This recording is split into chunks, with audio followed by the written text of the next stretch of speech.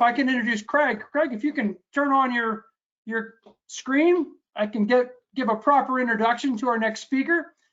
Craig Milroy is here today. Thank you very much, Craig. I love that. Craig Milroy is the principal architect for the data and AI architecture practice at Microsoft Canada. Craig brings over 20 years of enterprise experience in data and architecture within North America in the financial services and telecommunications sectors. It's scary how similar our backgrounds are. But anyway, that's all right. He's passionate about enabling data innovation in the cloud to accelerate business partner outcomes.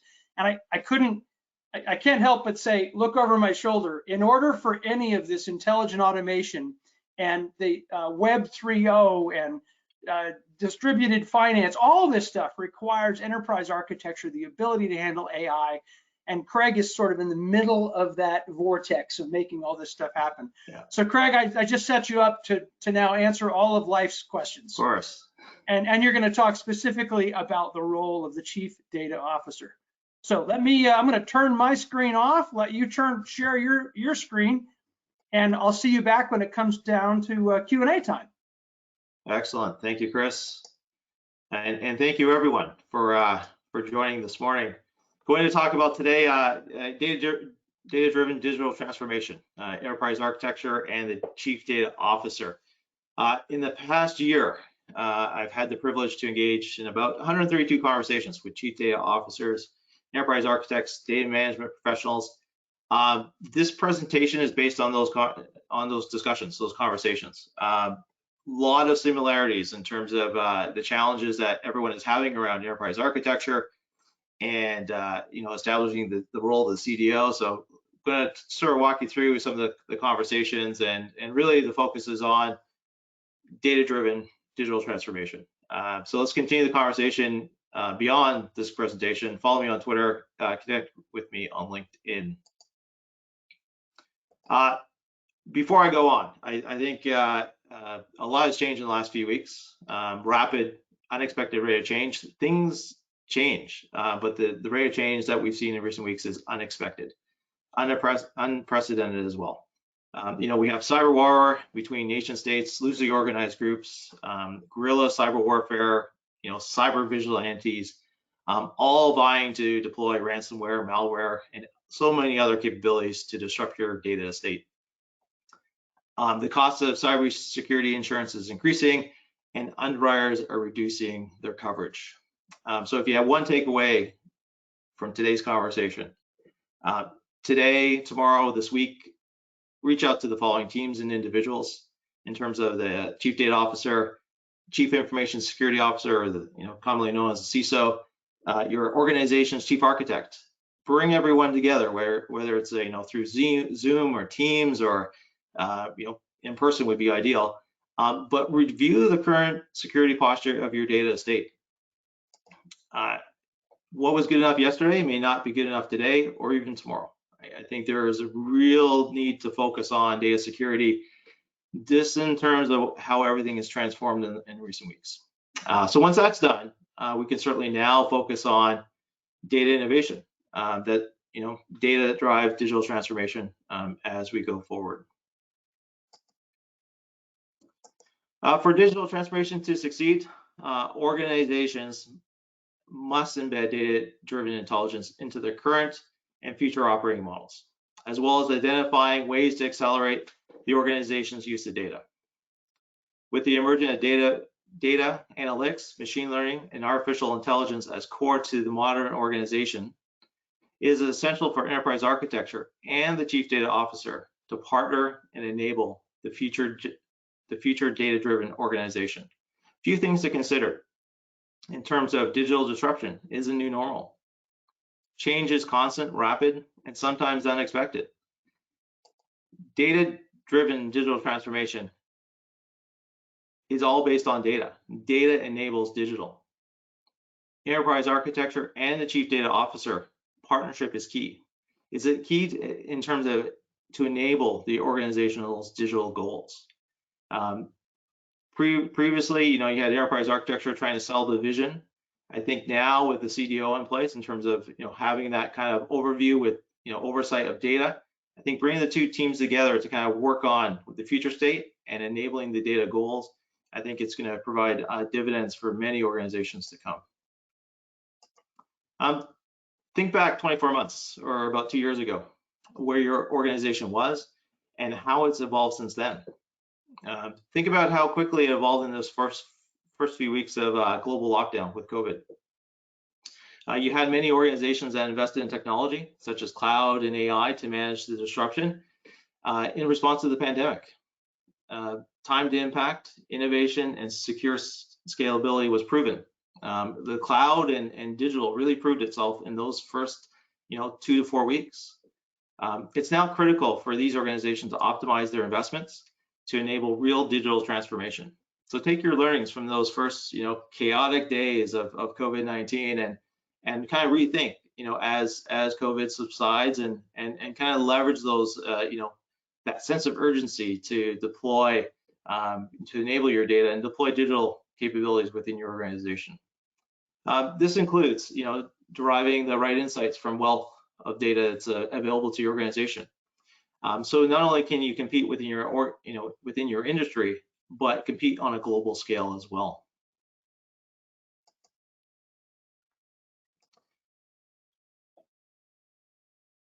A couple of things is that a client reached out on the need to restart re-envisioning enterprise architecture. The organization had just hired a chief data officer, and the EA folks, they said, we proposed the foundation based on enterprise architecture as a strategy. It's a fantastic book. If you've read it, it's well, I certainly recommend it as a foundation. The key piece is that this book is based on research from 1996 to 2006. If you recall, e-commerce and .com. Think of the change from 2006 to 2022, let alone in the past 2 years or even 2 months. I think the book is, an effective foundation for execution. However, companies must master 3 key disciplines that even make sense today. One is the operating model, which includes process standardization that creates efficiencies across business units, but limits opportunities to customize services. The operating model involves a commitment to how the company will operate. Companies have changed, industries have changed. Your operating model needs to change as well. Second is enterprise architecture. Our enterprise architecture is the organization of logic for business processes, IT infrastructure, reflecting the integration and standardization of requirements to the company's operating model. Companies, typically evolve through stages in learning of how to take enterprise architecture approach to designing business processes. Typically, you have business silos that's supported by standardized technology, and you really have an optimized core for your organization. And then finally, the IT engagement model. The model is the system of governance mechanisms that ensure the business and IT projects achieve both local and company-wide objectives, all of which is still valid today. And now we have to consider, once you add in cloud, data, digital capabilities, key ingredients for your digital transformation. How do those 3 principles apply as we move forward in the future? Good news though is enterprise architecture as a strategy was updated in 2020. Continues to highlight the needs of the architecture practice today. But they've added 3 additional key principles. For example, enterprise architecture should be componentizing a company's key outcomes, products, customer experiences, and core enterprise processes. Enterprise architecture should inform designs for an organization's critical people process technology bundles in a way that facilitates both operational excellence and adaptability to change. Static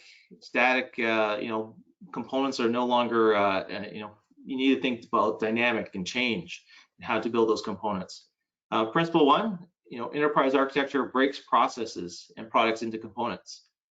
Typically, our EAs help executives to articulate a target state of these components. While it's a value-added exercise, it's no longer enough. The enterprise architecture needs to be empowered to really implement cross-functional teams. Think about creating people, process, technology bundles. This represents a dramatic shift from traditional management in approaches in which, for example, IT people design and manage systems, functional leaders design and manage processes, business unit managers, design roles and manage people.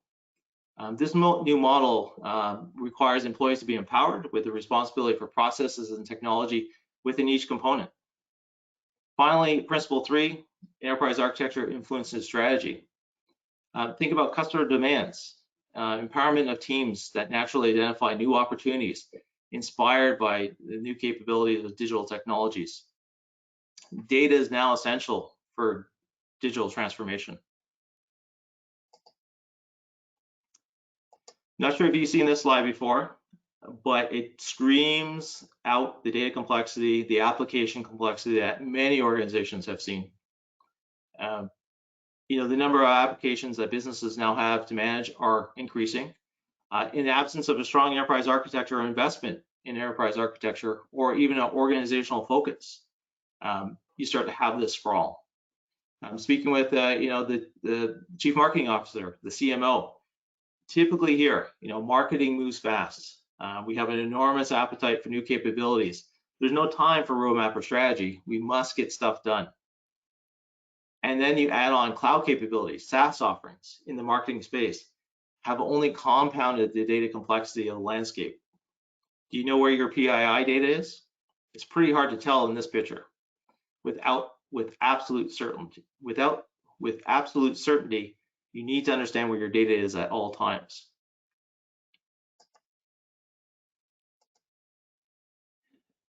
Internally, many organizations have this in terms of, is it a data mesh? Is it a data mess or a data mesh? The data flow between lines of businesses, core business applications are impacting the ability to respond to change.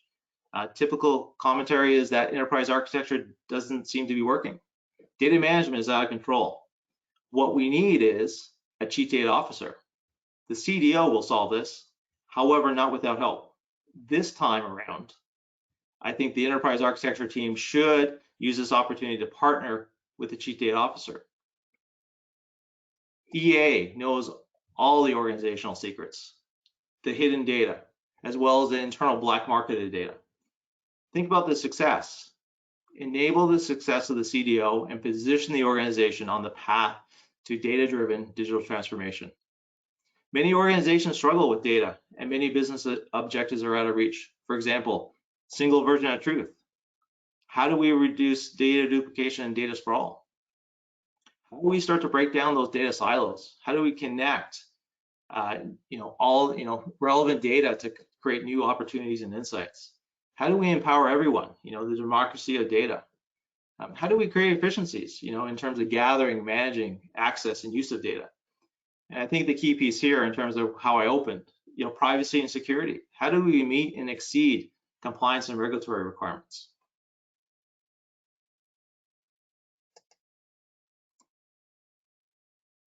CDO has high expectations, along with solving the data mess. The chief data officer, our CDO, is kind of tapped to provide various leadership capabilities in, data analytics. They want, CEO wants the CDO become the data entrepreneur, data defender, which, ties into, they should be talking to the CISO in terms of data security and cybersecurity.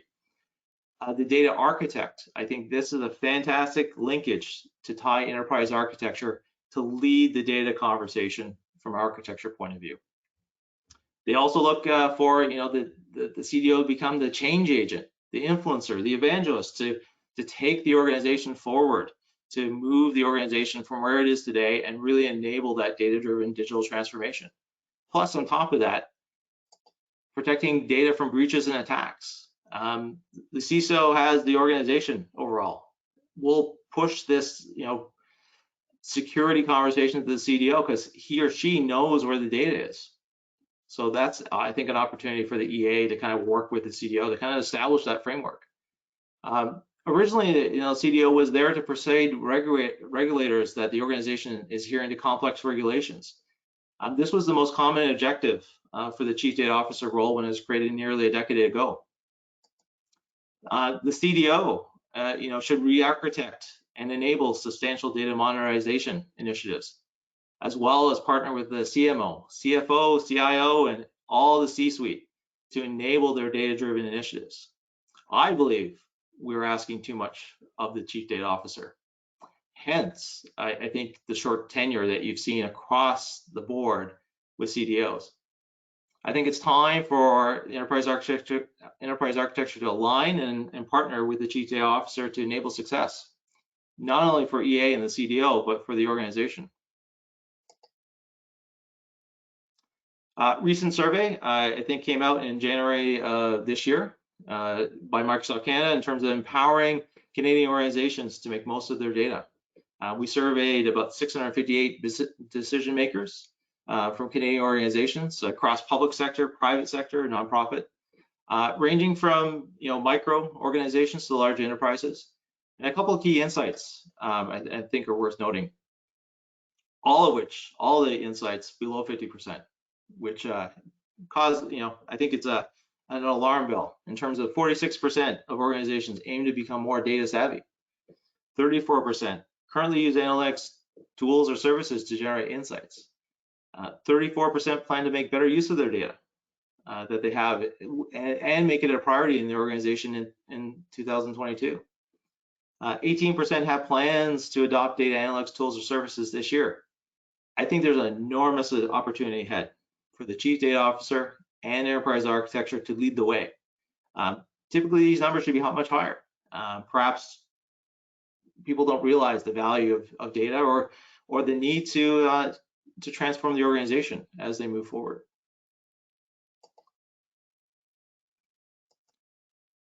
The upside is once you kind of focus on data, focus on analytics, AI, data-driven digital transformation can ignite growth. By producing insights that help create innovative new products, leading to entirely new business models, crafting new pricing models, improving customer service, driving strategic differentiation and revenue growth. A few key metrics to keep in mind. Organizations generally see a 54% increase in revenue performance. A faster time to market, 44% said a faster time to market. 62% improvement in customer satisfaction. And finally, I think it's key, is 54% increased profit results. That self-funds your data-driven digital transformation.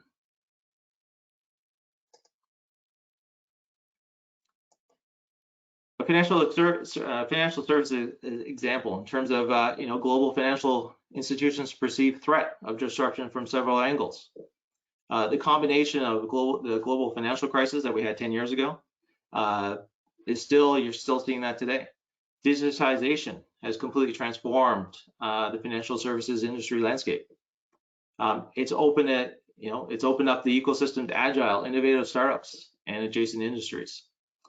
This is compounded by massive regulation that limits many high risk, high margin financial products and services, adds significant costs, growing, in terms of growing capital reserves to hedge against failure. Many new entrants and startups have been able to avoid these regulations today. So if you're in the financial services sector, the pressure is enormous to kind of use your data to evolve your organization from a digital aspect. Even data-driven digital transformation is transforming itself, into experiences. Experience providers are narrowing their focus to smaller niches with greater capabilities. Each brand is trying to create their own experience through their own data-driven network. For example, the creation of customer experiences is accelerating. Generalized experiences are likely to be met by more targeted experiences. What does your transformed organization look like? Is it essentially a data-driven network? Or to put it another way, is it a consortium of data-driven capabilities and services that connect people to people who need services? For example, Uber, which connects people who need rides with people who have rides to sell. Another data-driven network example is Airbnb, connects people who have rooms, who need rooms. Furthermore, they recognize a room is just not a room, rather it's an experience. Enter the Chief Experience Officer, yet another chief that the CDO and enterprise architecture needs to, collaborate and partner with. For example, a user of the room, would you want a different, service, amenity, experience, depending on if you're touring with the kids, or a romantic getaway, or even doing a family reunion? Data-driven organizations will define the future.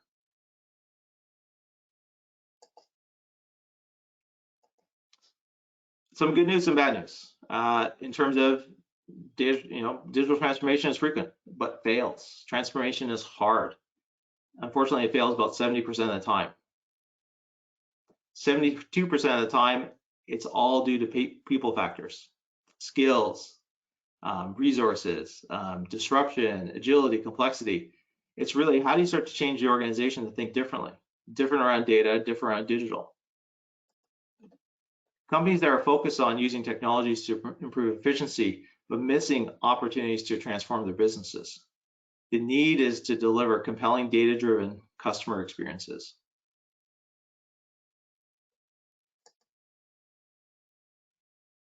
The latest technologies are fueling the data-driven transformation, including cloud. I think cloud is essential, as the cloud provides an agile, flexible platform for innovating quickly, maintaining compliance, and adapting to the latest security threats. It allows you to compete at scale. Think Microsoft Azure. Data AI and data science. Organizations are leveraging data and machine learning to predict what customers want and better understand the risks, as well as finding new ways to drive revenue, control costs, and enable. The key point here is around customer experiences. Voice, biometrics, bots, RPA, or robotic process automation. Technologies presents opportunities for interactions that are safer, faster, and cheaper. Again, back to customer experience is key. Open APIs or open banking, for example. Sharing data via APIs gives customers the freedom to choose services offered by different companies to fit and tailor their individual needs. This is fueling competition. And finally, blockchain and Web3. Blockchain is a secure, decentralized, tamper-proof shared ledger that enables storage and transfer of funds at a fraction of the cost. You may have heard of Web3 in the last 6 months or so. This is a talk in itself. However, decentralization is at the core of Web3. Web3 talks about it's verifiable, trustless, self-governing, permissionless, distributed and robust, stateful, native with built-in payments. So not only do we have to deal with data, digital transformation, but we're changing again into this Web3 kind of concept, and it'll be a foundation for many organizations that want to compete within their industries in the future. The enterprise architecture and chief data officer, they certainly need to partner together to accelerate data-driven transformational efforts. Some key ideas to think about. Horizon plans in terms of 1, 2, and 3. Jointly plan resources across incremental, evolutionary, and revolutionary changes. Think about data-driven culture. How to democratize access to data and build skills. Data foundations and modernization. How do you unlock and future-proof data with security, quality, and discoverability? Finally, analytics and AI. How to establish quick wins, leveraging digital feedback loops. Data culture is key. I cannot underscore how important data culture is. Really to include the deployment of skilling plans for both technology and business resources. We need to kind of uplift the mindset in the organization to be more digital and be more data focused. A data culture over data capabilities is a prerequisite for success. Learn from data and insights to reduce the risks of biases and assumptions. Build a mix of skills, knowledge, and abilities that are necessary for enterprise-driven execution. Wrap the business in mind around the future of customers and learn from their behavior. Back to customer experiences. Understand your customer. Work like an open network in ways to collaborate, cross-group, cross-org, cross-company, with data at the center of everything. This is why, aligning in partnership, collaboration with the CDO and enterprise architecture team is essential for success in this new paradigm. Finally, a couple of pages before we close. When you have time, there's a great read on the CDO seat at the cloud table. We published this back, I think, September, October. Really talks about our journey in terms of how we moved from data everywhere organization to really transforming our data and really kind of leveraging our data to drive insights and become more digital. The global data landscape is more complex than ever. Chief data officers have an extraordinary opportunity to manage enterprise data assets to fuel data-driven decision-making. However, many that I've seen grapple with issues created by digital disruption, cybersecurity threats, privacy and compliance, and shareholder demand for higher levels of impact and transparency, all of which place an undue strain on IT, drain critical resources, and again, creates the essential need for EA to be part of the mix. While most CDOs use both internal and external data for data-driven decision-making and automation, they also report struggles in building a data culture where employees follow their own intuition rather than data-driven insights. I firmly believe our enterprise architects are well positioned to support this new organizational capability and role.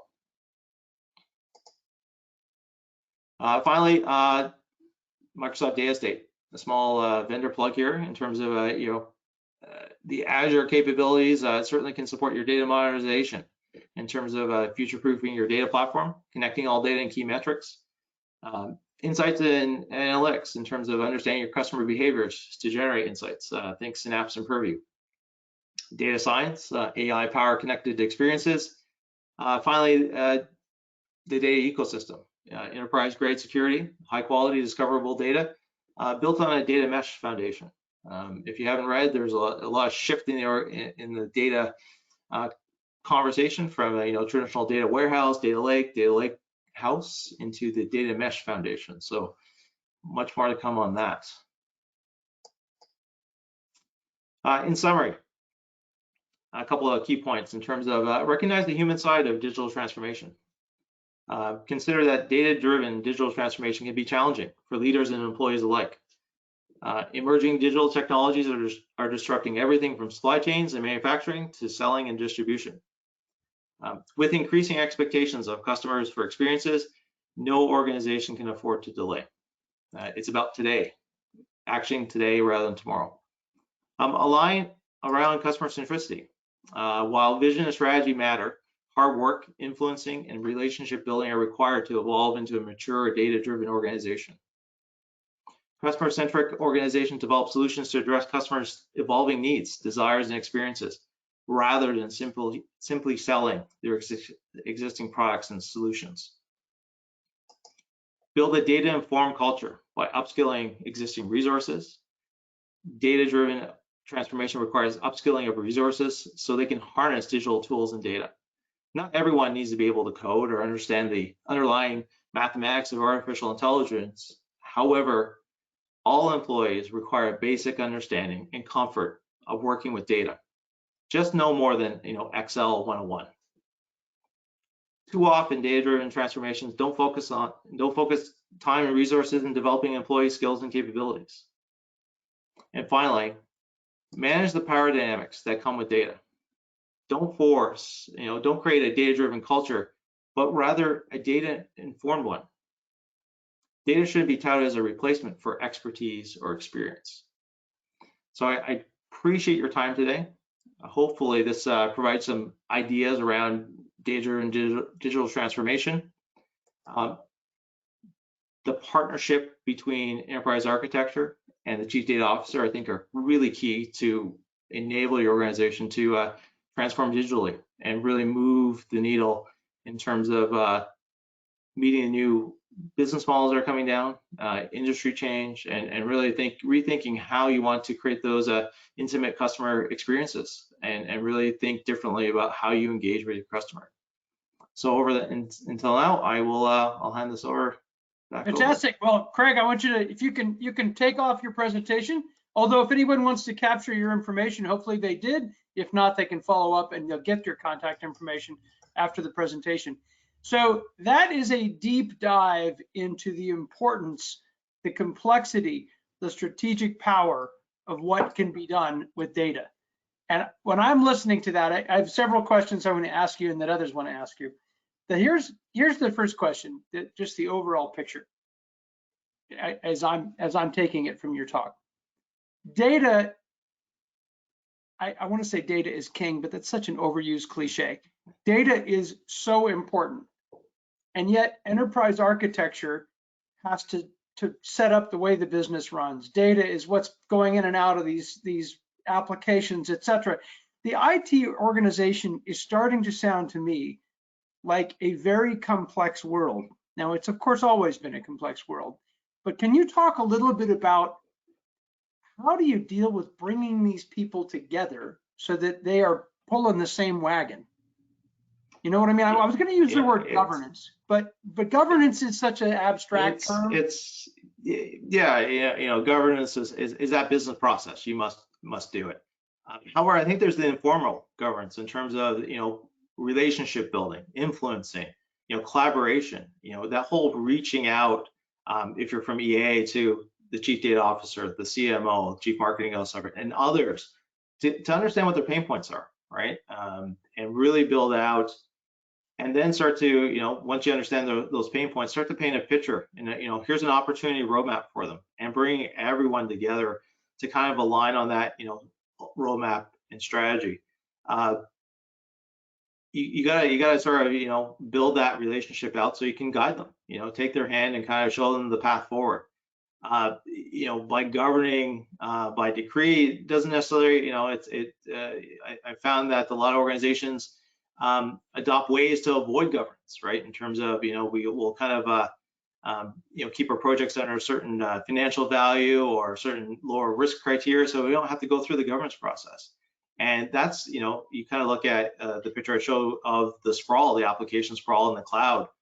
The cloud's allowed that, so I can use my credit card, my corporate credit card to go out and spin up new services without governance. So it's really having that relationship with those key C-suite members and understand and build that out so we can start to then bring everyone back into the fold to ensure that we have everyone working in lockstep to enable that data culture, data-driven organization, and meeting the digital transformational requirements. So this might be a little controversial, but I think it's important. In previous iterations and still in companies today, there's a bit of an ongoing political war between IT and sales, or IT and strategy, or IT and whoever, right? And the IT people are trying to keep the business from blowing up, and those other people tend to just want to change the business willy-nilly to respond to their needs. And what I'm hearing you introduce with the chief data officer role and the enterprise architect role and the CIO role, I don't want to suggest that you're unifying against the enemy, which is outside of IT, right? Because that's not how it should be. But you can't afford to fight internally in IT, right? You really have to be a unified force in order to deliver those experiences you're talking about and that customer centricity. And I just feel like that's a major point of leverage as you're describing these. The more unified those see anything within the IT space is, the better able you're going to be able to respond to sales and strategy when they throw something at you. Well, yeah, you kind of look at a lot of conversations around, the CIO was doing a great job. We wouldn't need the CDO, in terms of you have the chief information officer kind of running that conversation. There's the debate whether enterprise architecture should be a business function, should be at the top of the house in terms of coordinating all the the various business models, the business evolution, and applying it to technology through strategy and roadmaps. The other piece is around CDO, where their position is in the organization. Is it under a CIO to we've kind of promoted the VP of data management to a CDO role, and it continues to be a technology focus, or do we shift the CDO into a business function capability? So we focus on the business of data and start to enable the CMO, chief marketing officer, CRO, or the chief risk chief risk officer around their data requirements and data needs. So yes, there's a lot of, I think, friction and politics around how the CDO fits in, how do they align with the CIO and the like. Really, I think I talk a lot about the need for top-down coordinated effort.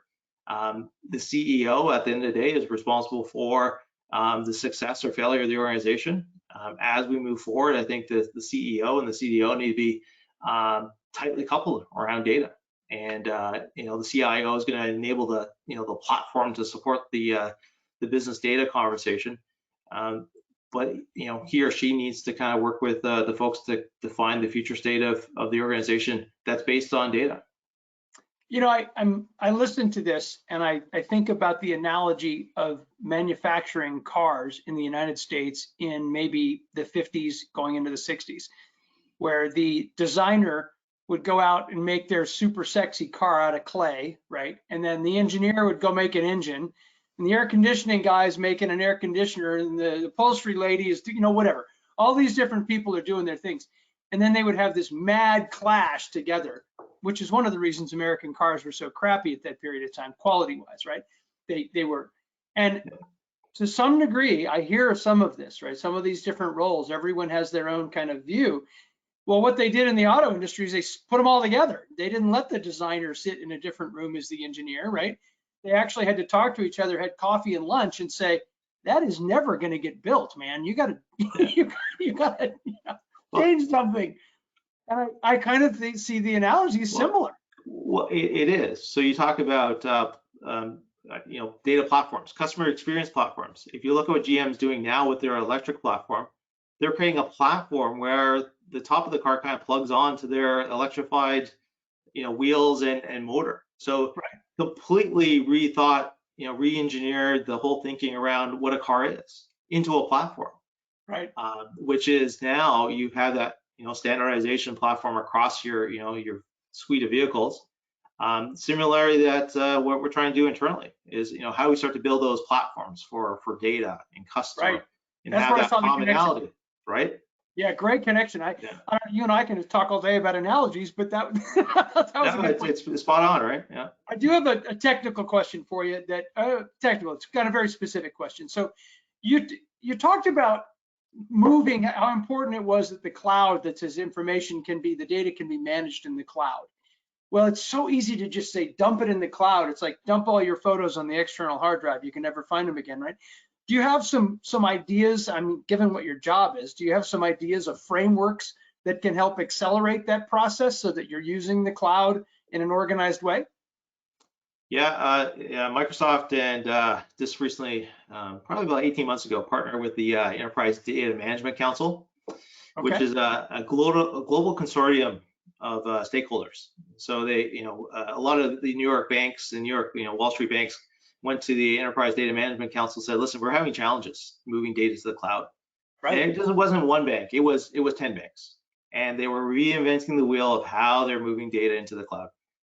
So the Enterprise Data Management Council came together and said, listen, if we're going to bring all the key stakeholders in terms of banks and other larger organizations that deal with data in the cloud, we're going to provide, bring together the cloud vendors, other, data governance groups as well, and we're going to create a framework. So they created this cloud data management capability framework that now provides guidance in terms of what you need to do or consider when moving data to the cloud, in terms of governance, privacy, security, data cataloging. So you're not reinventing the wheel. You're kind of leveraging the framework to move the data into the cloud. All cloud providers, whether it's AWS, Microsoft, or Google, are starting to create certified products that align with this framework. So once if you're adopting cloud and leveraging these specific services and products, your high level of security and privacy, and you have that guidance in terms of what you need to do to move data from on-prem into the cloud. So I think as that kind of evolves over the next 12 plus months, I think it's going to make it a lot easier to adopt the cloud in a more consistent way and know where your data is at all times. I look at what you just described as I know it's an overused metaphor, but it's the bamboo effect, right? you plant bamboo and it doesn't do jack for like 5 years or something, and then suddenly it grows, 3 feet a month or some crazy thing. Go to the cloud has been something we've been talking about for a long time, but the hype always leads the adoption. And now that you've got some standards and some frameworks, that's where you start to see the bamboo growth. You start to see people feel safer. They feel like there's a structure to it. They have some road to follow that's not going to go off the rails. Yeah, it is funny how these things just repeat over and over again. The hype wave and then the reality feels to me, and given your job, you're right in the middle of it. It feels to me like we are in that growth period where moving the data to the cloud safely and securely not only makes sense, but can be done. Yeah, 100%. And yeah, that growth is accelerating. A few years back, Andy Jassy, who is the CEO, I guess, of AWS, said, 4% of IT was in the cloud. So, where's the other 96%? Still on-prem. So how do we start to, enable that growth in the cloud? And I think, having these frameworks and structure in place to make it easier to move your data and capabilities and spin up new business models in the cloud, that's only going to accelerate over the next period of time. You started your talk off with this, and I know it's a sensitive subject for some people, but do you want your data in the cloud or in the Ukraine? I think I want my data in the cloud, or Belarus or whatever, some other country that is under unbelievable, pressure and stress. So not that you didn't have enough momentum behind you, but I can see every one of these organizations thinking, I need a secure way to be able to, resiliency, right? I need to be able a way to be able to handle that. Again, I can ramble off on all these things, but I think they're all related to what you're saying. Okay, I got another question here. You spoke about restarting, re-envisioning enterprise architecture. Now that's the whole focus of Enterprise Architecture Live. That's to talk about that. So what is your take? How do you see that happening across the organizations? Yeah, in my conversations, a lot of folks are trying to understand, we've had enterprise architecture for 10 years now, 15 years, and we were kind of stuck, right? And how do you start to, it's all about value, right? It's all about perception of value. And it goes back to, influencing, networking, and building those relationships, driving value to the C-suite, saying, here's enterprise architecture, here's the value we add to ensure that we can drive a future, support for the, your new business opportunity, new business model. As we move forward, digital transformation, data-driven, centric around that. Not many people have done this successfully, and so that they need to have a team. The enterprise architecture team needs to step up and fill that void and kind of show that leadership of, here's how it's done, here's how, here's the value EA is providing, and carry forward. A lot of times where EAs, they create the PowerPoints and then it becomes shelfware. I think in terms of re-envisioning, restart, it's really leading the conversations, leading the C-suite to the next state of the business model or the industry opportunity. It sounds to me like one of the important skills, other than understanding how to do this, is going to be enterprise architect's role, chief data officer's role in influence. You've got to turn all this stuff, and we've talked about this already for 2 days. We got one more day to go. You got to turn all this stuff into really concise, hard-hitting business impact that a distracted COO, CEO, CFO, right, will actually pay attention to. He or she will take the time to get it. I mean, when I'm listening to what you guys are saying, it's fantastic what you're saying technically and structurally and process-wise. The influence piece is going to be a really big part. I mean, people are starting to get it more than they ever did before.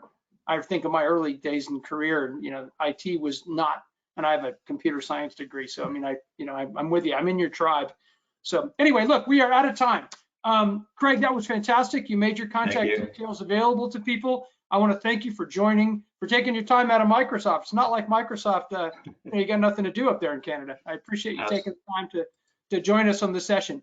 I'm going to do, you can log off if you want, and I'm going to do a little wrap up and a little preview of what's going on tomorrow, and then send everyone off for the rest of their day. And we'll see everyone here tomorrow morning. Again, thank you. If you can still hear me, Craig, thank you very much for your time. I just wanted to say thank you before you left. Okay, well, to everybody, I hope you're all still hanging with us. And if you're watching this after the fact, of course, you can skip around any way you want to skip around. If not, let me give you a quick recap of what we actually covered today, at least some of the key points of what we covered today. We started off early with how to use enterprise architecture to focus IT investment, business innovation. That was Conrad Langhammer from Software AG. I would suggest anybody go back, and that was one of the best presentations on how to present this to your C-suite and your leadership I've ever seen. Trends driving the future of EA. Jason gave us, it was fantastic. It was like, okay, this is where we're going. And he gave us some great directions off to some kind of complicated ways to think about it. But once you start to get it locked in, you realize it's taking advantage of humanity and enterprise architecture at the same time, which is where we're evolving. So I'll thank Jason again for that from RDoc. We then went on to Lee. I wasn't here for Lee's presentation. I caught the tail end of Lee's presentation. I have to say, Lee, if you're still online, I love the part I saw, but Brian covered that piece coming in from Tupperware. So thank you very much. And we just had Craig from Milroy from Microsoft.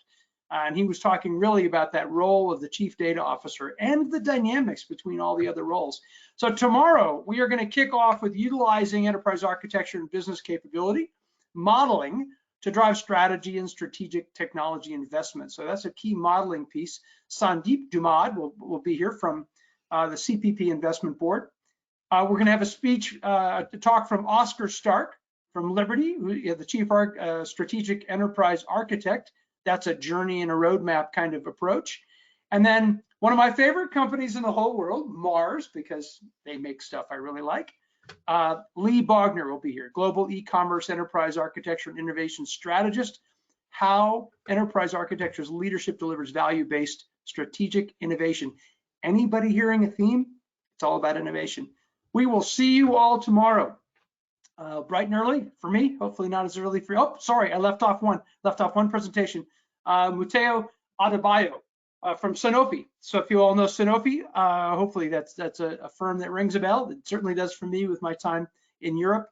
And his talk will be, again, he's head of internal controls and process. His talk will be a journey process, what he's gone through at Sanofi. That's at 12 Eastern time. So I thank you all. I will see you all tomorrow. Again, I am Chris Hodges from Noble Automation Now. We'll see you tomorrow. Take care. Bye-bye.